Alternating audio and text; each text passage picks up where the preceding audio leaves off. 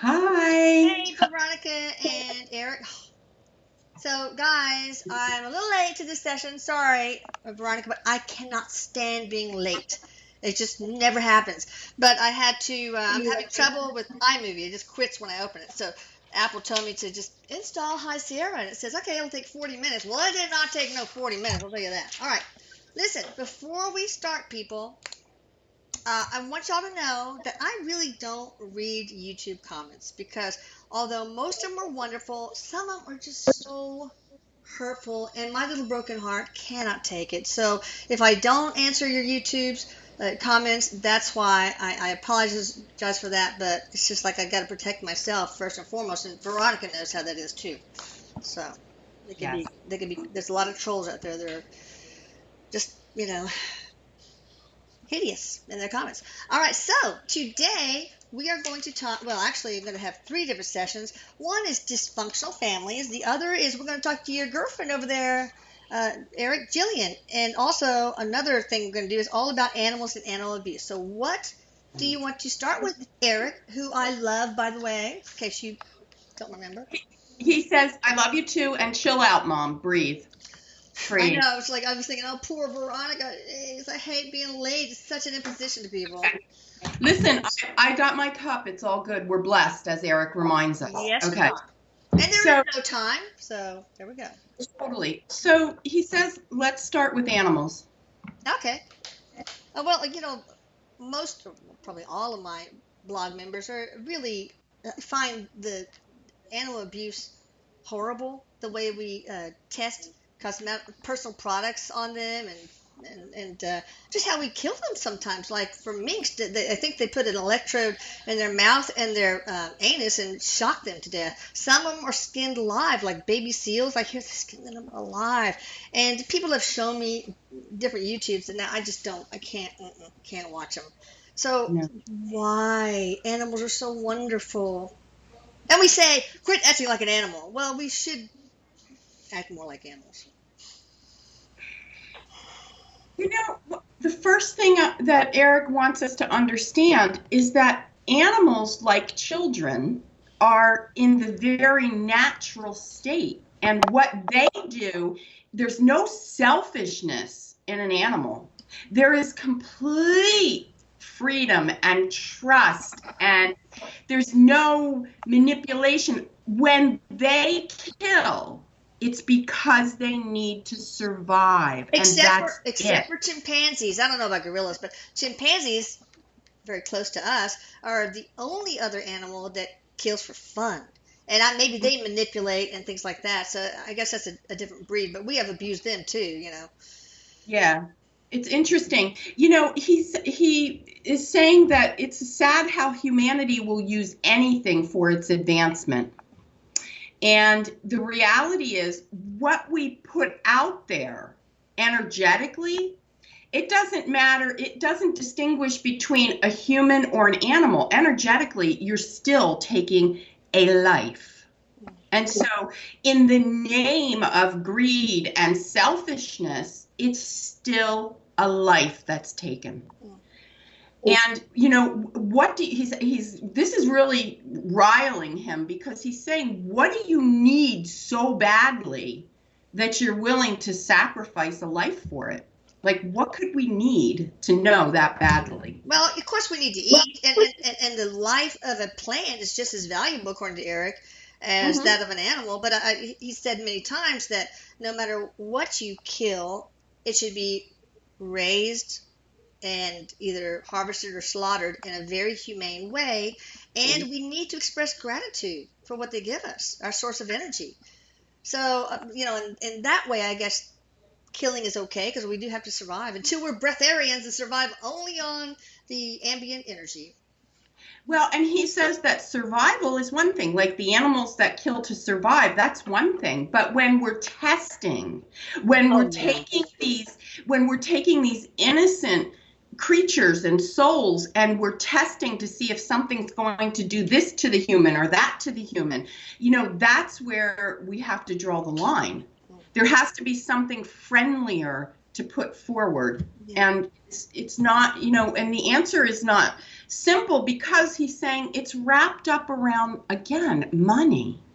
It's wrapped up around money, and it's the greed. And a soul is a soul is a soul. And he wants people to understand animals are very spiritual beings. Animals bring us messages constantly, just by what they are in seeing them, but also the energy. And I just want to share a real quick story. I don't know if you can notice today, my eyes are horrible. I have hives. I'm probably allergic to cats. Oh. But my son is away, and my grand cat, I went over, I can't not love on Red, the grand cat. I have such compassion, and when I touch that cat, I'm reminded of his generations, the primitiveness of them. And so it really, he wants us to look sacredly at the animal and just learn, because again, this is about soul evolvement. What can we learn from the animal? Powerful stuff. That'd be a great show, he's saying. Yeah. Well, is it a contract that we have with them? The fact that we kill them so inhumanely sometimes, or test products on them? He says it's every soul, and an animal has a soul. Every soul has a contract. So yes, in some regard, it absolutely is. So, whether the contract says you're going to be a squirrel and come in and get, God forbid, hit by a car, or you're going to be a cow and come in and get, slaughtered because you're going to be filet or whatever you are. He's saying, yes, there's behind every living thing, there's a contract. Okay. All right. So what about hunters? What do you feel about that? The first thing he says is equalization of the population. So it's keeping the population equal. You can look at it in that regard, because he says, what if we weren't to thin out the population in some areas, because it would become rampant. And he's like this. There's a fine line, and he's on the fence. Because his heart is so pure and so loving and sensitive. I can feel that from him, and he's kind of like going back and forth. But then he goes, understanding the population control. Yeah. I mean, they do have these different hunting seasons for a reason, to weed out the population so that they all have enough resources to survive, and so that they don't spread disease to each other and stuff. But then there are people that will pay big bucks to go to exotic hunting, whatever. And it's like shooting fish in a barrel. It's like they just boom, boom, boom, boom to have a trophy on their wall. That's upsetting, because in the sense that it's really about ego. It's not about keeping balance. It's complete ego, and it's really it's shameful, but it really is something that we need to know. When the that got shot, the dentist was the one that shot it. I can't remember what the specifics were, but he's saying to me, it's really important that we find other ways to have people fulfill their egos, is what he's saying, because it really is the ego. So that's why hunters go after the exotics to have on their wallets, because they're fulfilling their need for ego. It's like, see, my penis is bigger than yours. It's kind of like that. Look what I did. Look what I have. Look what I can accomplish. And again, it goes back to the money. Yeah. Can you pay money to go, to go puff your chest? And he's saying, they're essentially puffing their chest and flapping their wings, and they're paying money to do that, and he just, right now, what we're hearing, there's such an inequity, the haves and the have-nots and all of this. And then there's this whole other group where, because they're bored, they go shoot animals, so something's really askew. But he assures us we're getting to the point where we're leveling all of that inequity out. Okay. We're coming up on that. And the animals, this is great because the place to start is with looking how we treat the animal population, because it's human. A soul is a soul. Yeah. And so when we start to regulate things in a different way for animals, we can begin to treat them with respect, and we can begin the process of elevating all of that all the way up the chain. So it's important. Yeah.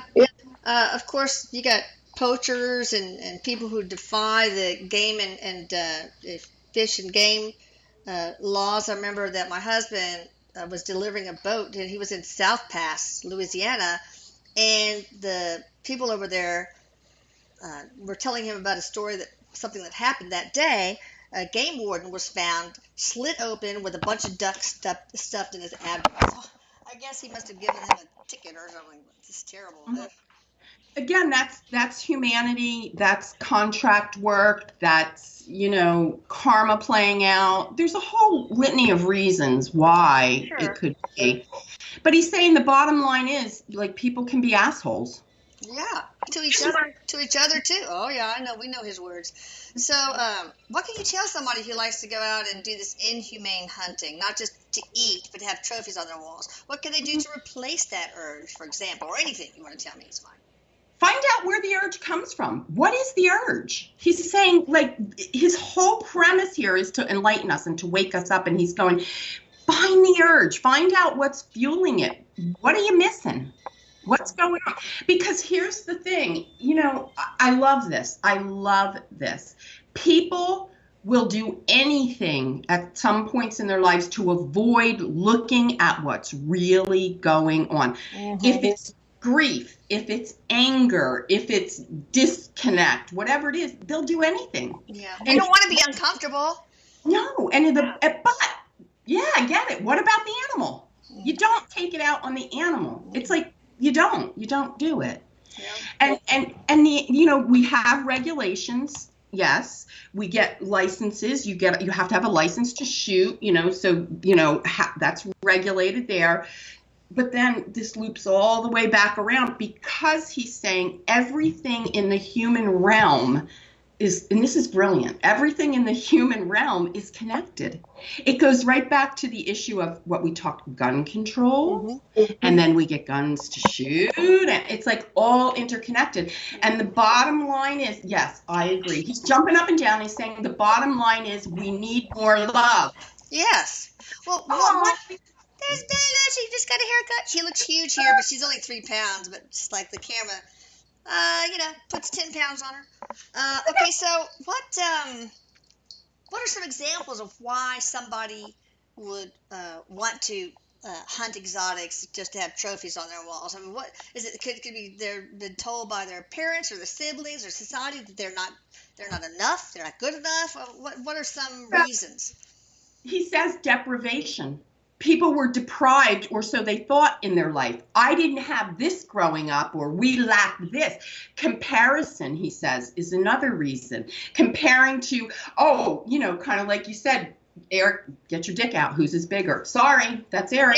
That's Eric, right. And whose is bigger? It's kind of like, the two professionals that go to stand at the urinal.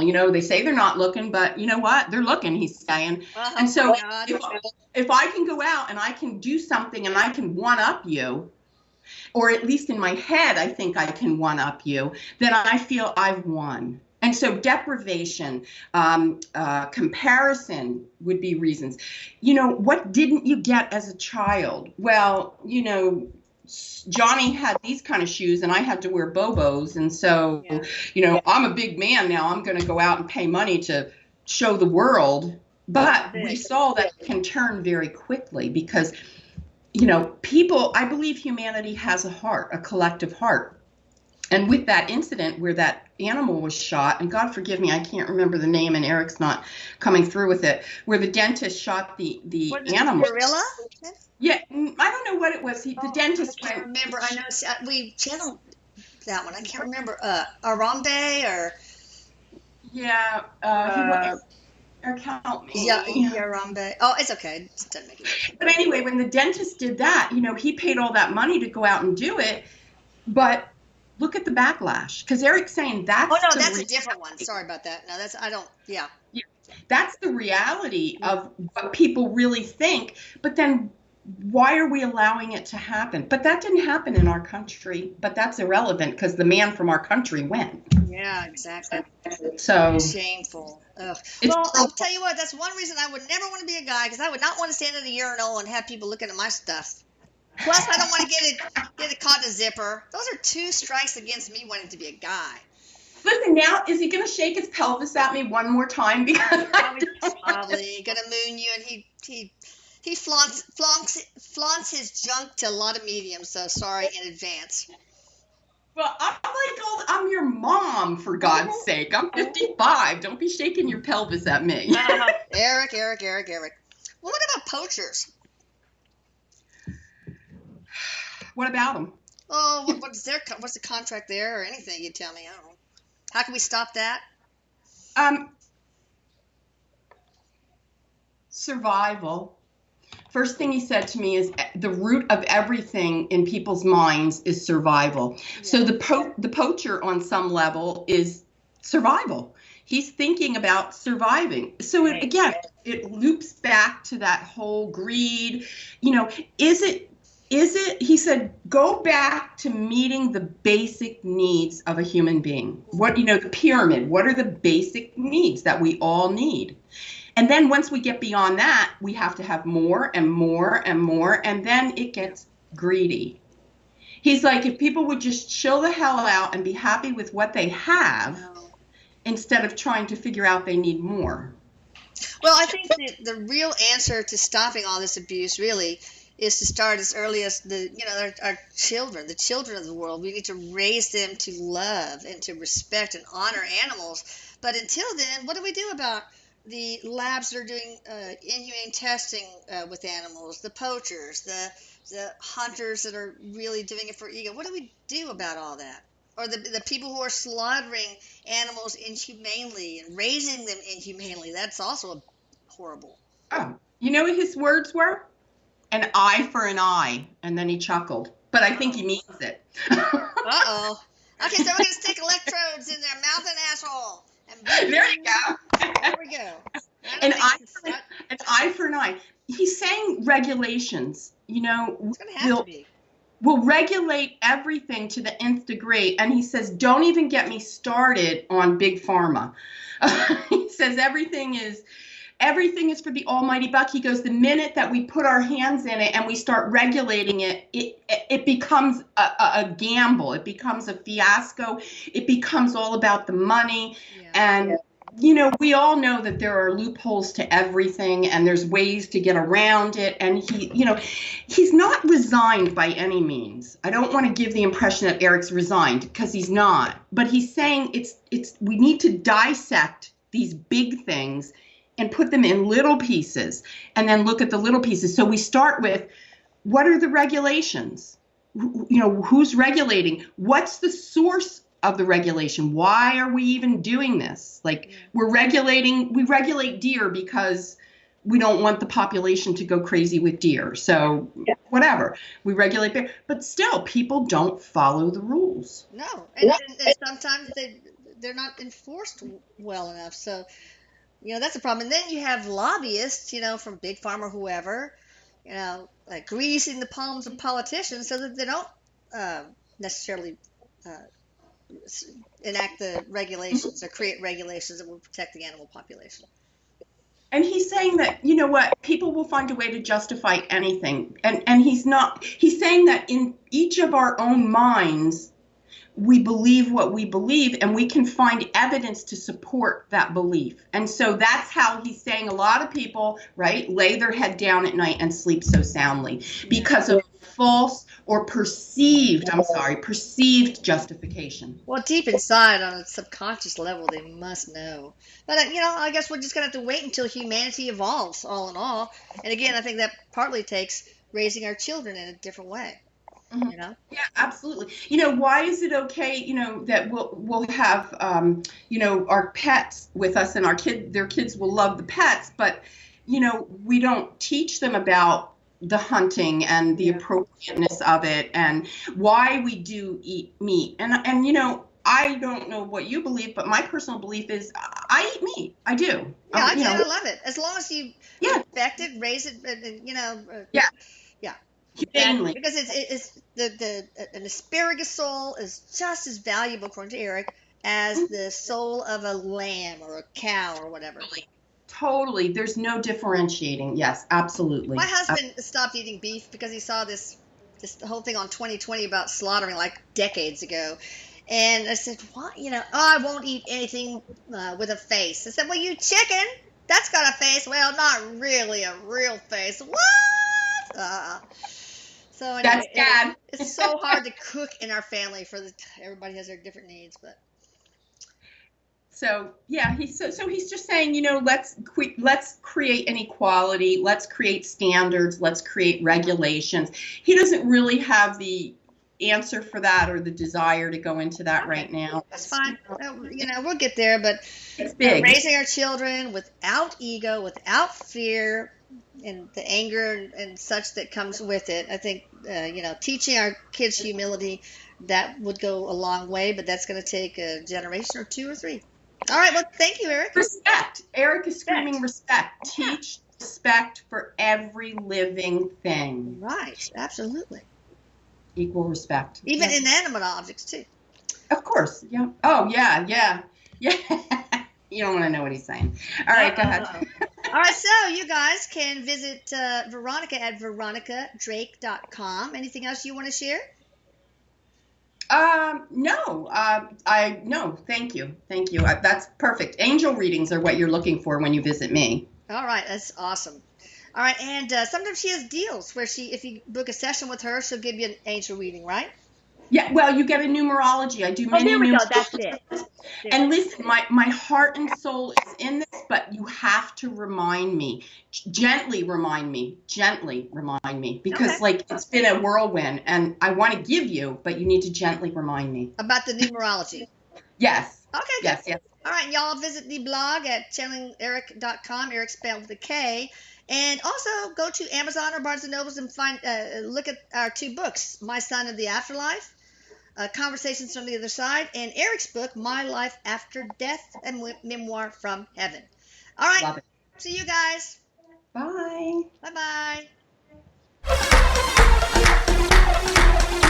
Prepárate.